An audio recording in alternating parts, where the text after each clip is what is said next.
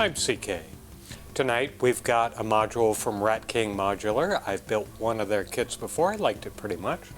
This is their random sequencer. It generates either completely random sequences or note values or 8-step or 16-step, and it can be externally clocked, of course, and can put out clocks. It does a bunch of things in a relatively small package. So we'll put it together, put it in the rack, and see how it sounds. And I hope you enjoyed the video. Here's the bag. As I mentioned, I picked this up from Amazon. And build instructions at ratkingmodular.com. We'll see if we think we need them or not. Pull out the front panel and the circuit board. Doesn't have a lot to the circuit board. I was surprised. I thought it might have some surface mount components already installed, but I'm wrong. So we've got a dial, which is, excuse me, probably the rate. I'm going to say the rate, and then mode, which is probably random 8-step and 16-step. Then we've got clock reset, clock CVN, rand CVN, clock out, and rand out. Looks pretty straightforward. Easy to understand what you're hooking up and what you're going to be doing. Get this board out. Get my hat back on. Let's see. So here's the front. Yeah, so that is the rate pot. And there's a diode underneath it. And a switch. 5 jacks. 3, 5. Come on, count. Then we've got, not a lot, we've got diode, couple of resistors, couple of capacitors, transistor or voltage regulator, I don't know which. If it's coming off that capacitor, it's probably a transistor.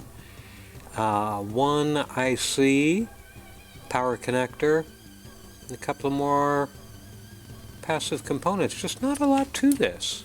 Interesting. And let's look at the bits in the bag.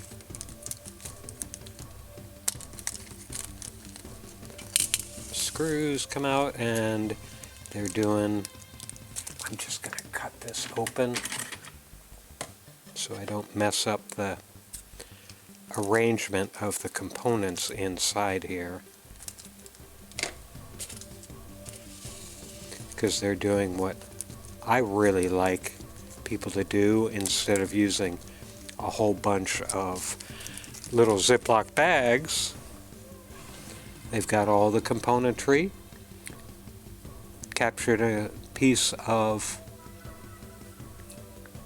painter's tape, and I'm going to assume the resistors, they all look like they're quarter watt. I'm going to assume the resistors are in the sequence that they'd like them to be installed, but that doesn't really matter with that few number of resistors. This is it's a voltage regulator. It's an it's an L78LO5, so it's a 5-volt voltage regulator, not a transistor. And a little blue LED. And the most important thing, or most interesting thing for me, will be what this integrated circuit is. It is a, it's an Atmel Tiny 85, so it's a microprocessor, just a very small one from Atmel. They make the AT Mega, and I'm sure you've seen other chips from them along the way. So that's why there aren't many components. It's all programmed in there. Okay, that's pretty straightforward. Oh, the poor things. I'm trying to see if these colors are even. Yeah, they're okay. The printer is not, that they're using is not great. But printers cost money, and if you're a shoestring operation or not making much money, you don't want to be spending a lot of money. And here's how it works. Left for the switch, left random quantized notes, center looping 16 random steps, right looping 8 random steps. And the clock rate is 8 microseconds to 50 seconds. That's interesting. So you could have some real long stuff, which can be neat. And that's pretty much it. I'm going to pour the mechanical bin out, or bag out, into another flat parts tray. Take a look at those things. Just some jacks with the nuts still on, so I got to do work. And one knob. Ooh, it's a good knob. Nice hard phenolic plastic. Brass insert, brass set screw. That's a good knob. And the rate control feels fine. So that's it.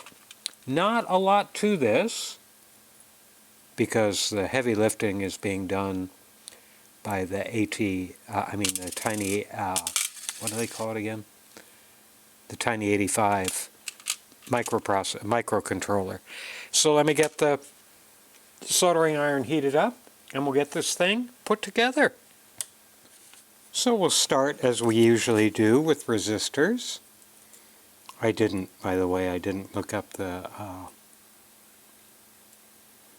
build guide, because I really don't care. This is so straightforward that I'm not going to fret about it. So put our 1K resistors on first. I'm going to check the tolerances of these. See, they're gold band, so that's what, 5%. So that's 0.025 off, which is within 5%. Check that again in case yeah, that's about where it is. Just 5% of 1,000 is something more than what that showed. I'm not good at arithmetic. I can do calculus, but I can't do arithmetic in my head. So we'll put this in R1 to get started, to see how the board goes. You really want to press the leads up against the side of the resistor body. Of course, the board is through-hole plated. And it took the solder very well, and the solder weeped through the holes, as it should. So I will do the rest of the resistors with no commentary and speeding up the playback, so you can enjoy resistor time.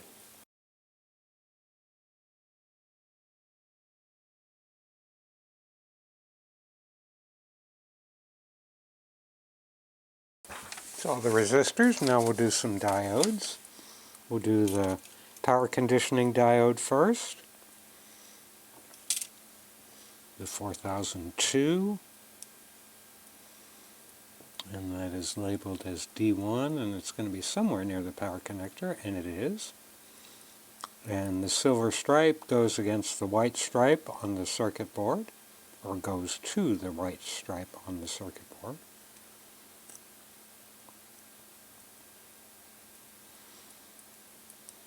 Now we'll do these 5-volt Zehners, 5.1 volt, and they are D2 through 4.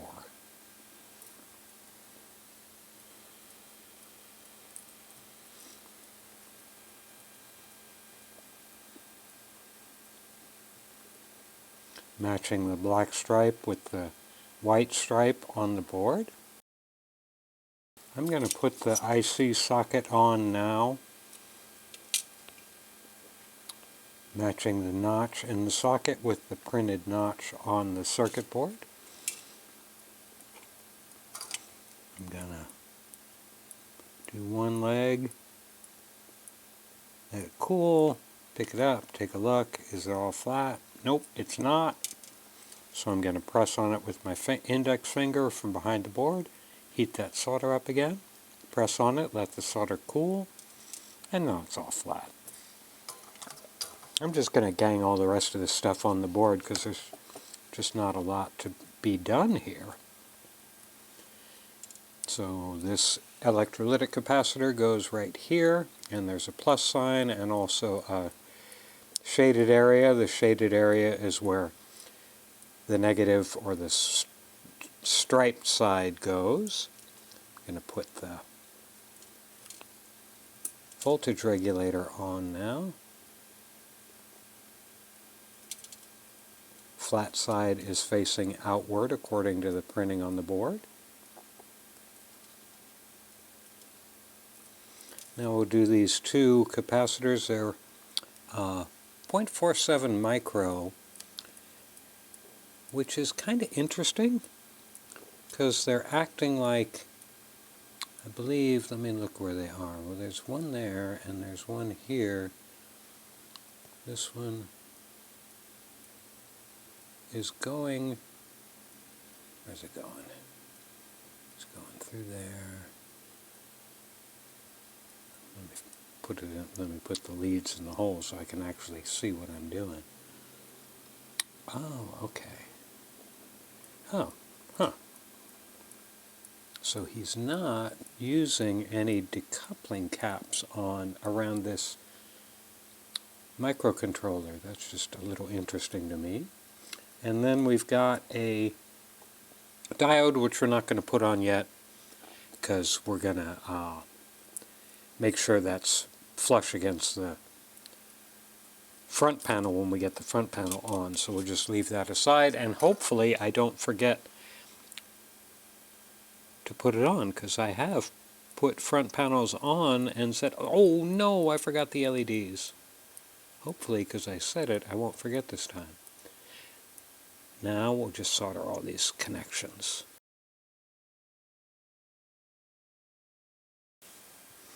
Now we'll go to the other bin and we'll put the power connector on. And there's a stripe indication for where the negative 12 volt should be. And that's indicated by a red stripe, of course. And it will go on this side of the board. Because the other, wow. Oh, I'm sorry, I did that wrong. I thought it wasn't. I thought it was too close tolerance, but it's not. Now, unfortunately, the socket is keyed because when you put the power header socket on, you can't see the white stripe anymore. If you used a bare pin header instead of a shrouded connector, you'd still be able to see it. And since the shrouded connector is keyed, I'm not worried about it. Oops! I'm worried about dropping stuff though. There, that's flat. And now we'll just go ahead and put all the other componentry on here. Got to take a couple more panel nuts off.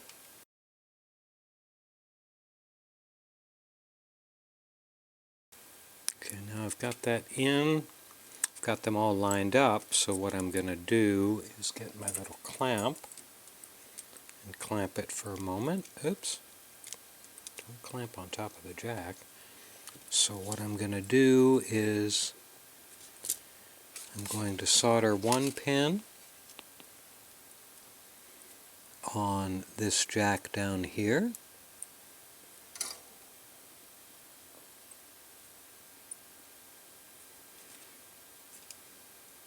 And one pin on the potentiometer down here.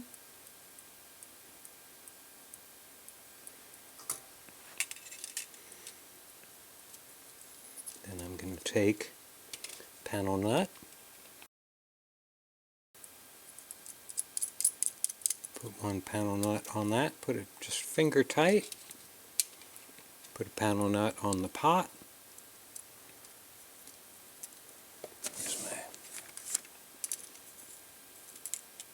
Snug it down, not too tight. for right now. Now it'll hold together because those two components are soldered down. Now I'll do all the rest of the component soldering. I think I'm going to turn off the cameras for that because they're about to time out anyway. Back up with two components left to solder. One is the switch and one is the LED. And as you may be able to see, the switch kind of slops around in there. It's there's no there wasn't another screw to snug it up against the board. So all I'll do is I'll just take a piece of foam that some semiconductor or other came with some time ago, and that presses the switch handle so the switch is firmly against the circuit board. Now I can get rid of it. Always keep those little foam pieces that chips come in because they can be very handy for supporting things.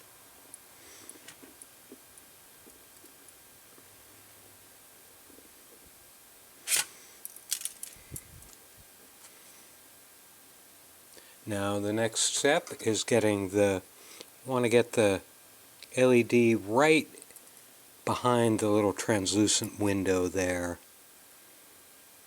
That's going to be a little bit of a pain. So I'm just going to set it down. It looks good right now.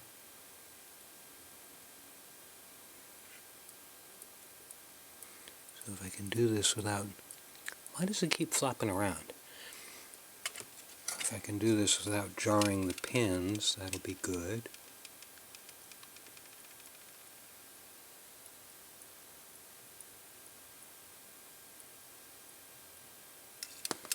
Did I get it? Nope, I shifted it a little bit. So I'm just going to heat it. Ouch! I'm going to heat my finger up a little bit. And I'll switch the thing around so I can do this better.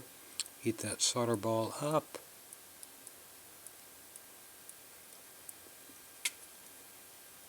It's kind of sort of there, but not really.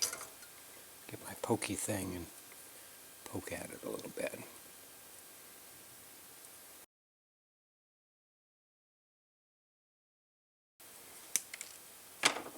Now we will put the little microcontroller on board. Actually, before I do that, I'm going to put the rest of the panel nuts on.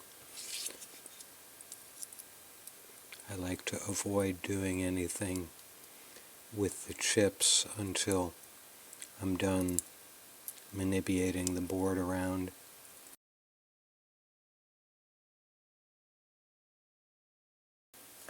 Now I'll put the IC in. Bend the legs a little bit inward against the side of my workbench so they fit in the socket. Match the notch to the notch in the socket and the printing on the board. Chip is seated, no pens bent. Pens bent? Pens bent? I don't even know what that would even be close to meaning. Oops. Set screw is pulled back. We'll turn this completely counterclockwise. Aim the index line at the beginning of the arc.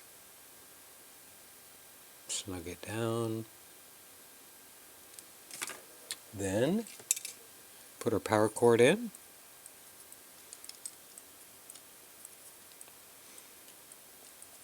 And that's it. A very quick and easy build. This would be a great first kit. There's the front. It's the side. The back. The other side. Top and the bottom. And now we'll go put it in the rack and see how it sequences. We're in the demo rack, test rack. And we'll turn everything on now. See if anything catches on fire. Well, it's obviously doing something, isn't it? Got the LED going. Oops. Oh, I see. Huh. You got to be careful. I'm sorry. I didn't even notice this. When I put the knob on, I had it too far down the shaft, so it's rubbing against the base, so it won't turn well. I got to back it off a little bit. There we go.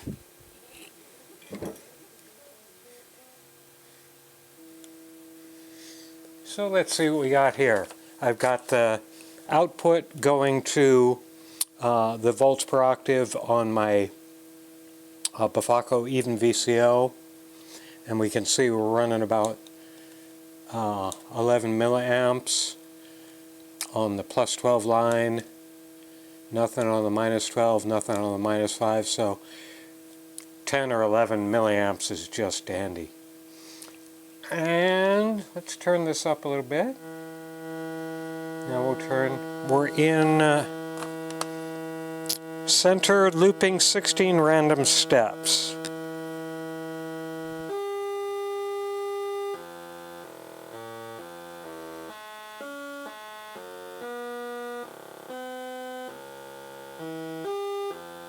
So that's a random 16-step sequence. Right is going to be a looping 8-step sequence. Let me turn this a little faster. Da da da da da da da da da da da da da da da da da da da. Let's go away from it. Oh, so that 16-step is a lot. Has got those first 8 steps plus the rest. Now we'll go to completely random.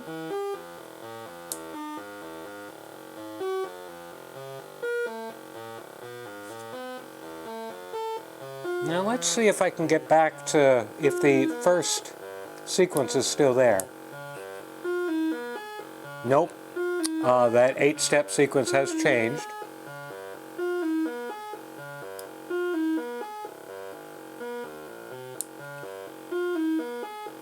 So you have to go to random if you're not clocking this outside.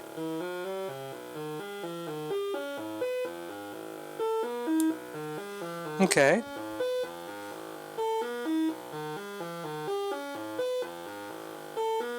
Okay, we can reset the clock when we want to. Let me get something plugged in to do that. Let's clock out. That's CV in for clock. I'm changing it way too much. Wow, every time you send a clock reset, it's like it fires off a whole bunch of stuff. Huh, that's interesting. I mean, I'm sorry, that's clock in. I was not on clock reset.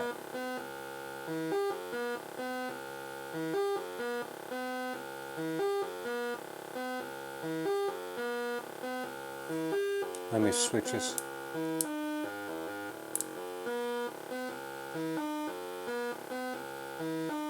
Bum bum ba-da, bum bum ba-da-da, bum. So that's not. Let me set that to a peak.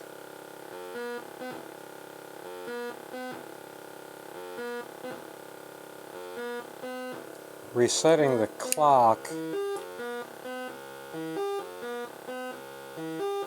Let me trigger to reset. There it goes, it reset. Resetting the clock does not reset the sequence.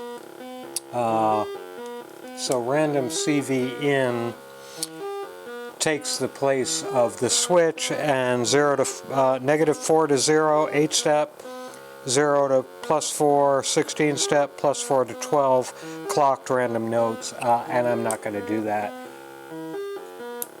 But it looks like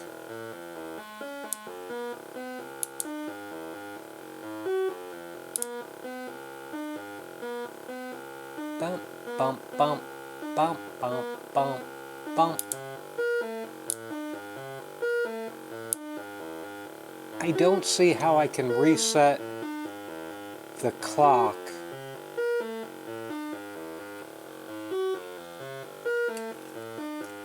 I mean the sequence. I can reset the clock, but I don't see anything to reset the sequence. Now I'm going to go with an external clock for the sequencer using an LFO. Oop.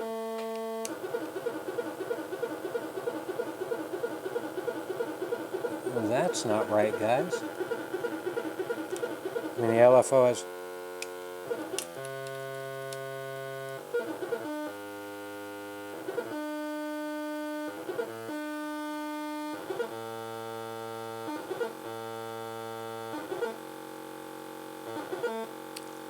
Oh, it's an overclock rate, CV overclock rate. I'd have to read up on that.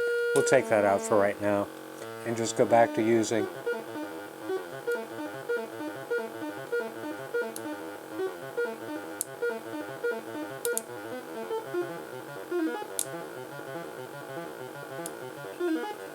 So except for not being able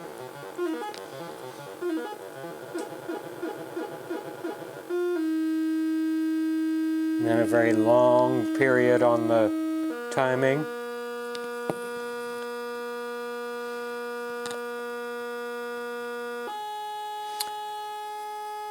Which would be useful. So this is a handy little device to stimulate creativity, add some unusual behavior to a mix or an instrument, add an interesting variable voltage source to a lot of things, because it also has clock out, so you can synchronize whatever we're doing here with whatever with another module if you want to do that. Again, I don't know. I can't see a way to reset the sequence except for switching it over to random and then going back to 16 or 8. So that one I don't know. The video is going to fade to black in a couple of seconds. If it doesn't fade to black, that's because I've looked it up on their website, and I'll come back and tell you if it can be reset without throwing the switch full left. But this would be a great first module. It's very easy to build. It's got functionality that anybody can use, would be very handy, and works just fine. And I hope you enjoyed the video.